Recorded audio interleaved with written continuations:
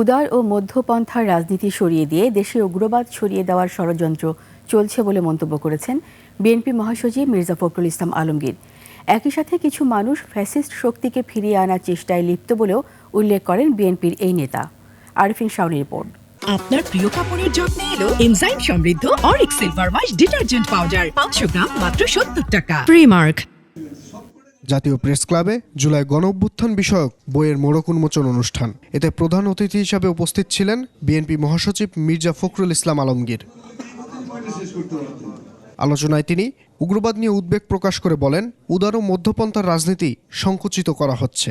একটা ষড়যন্ত্র চলছে, সেই ষড়যন্ত্রটা হচ্ছে যে এই মধ্যপন্থা রাজনীতি, উদারপন্থী রাজনীতি, উদারপন্থী গণতন্ত্র তাকে সরিয়ে দিয়ে একটা উগ্রবাদের রাজনীতিকে নিয়ে আসা বাংলাদেশে। এ সময় দুর্বৃত্তর জন্য মানুষ বিভ্রান্তিতে পড়ছে বলেও মন্তব্য করেন তিনি। আমার যে এতদিনকার যে স্বপ্ন, যে লড়াই, যে সংগ্রাম আমাদের, সেটা কেন জানি ম্লান হয়ে যাচ্ছে কিছু দুর্বৃত্তের কারণে। বিভিন্ন সময় অনেকেই চেষ্টা করছে এই ফ্যাসিবাদকে নিয়ে আবার কথা বলার জন্য। শহীদ রাষ্ট্রপতি জিয়াউর রহমানের মাজারে ফুল দিয়ে শ্রদ্ধা জানায় ফিজিওথেরাপিস্ট অ্যাসোসিয়েশন।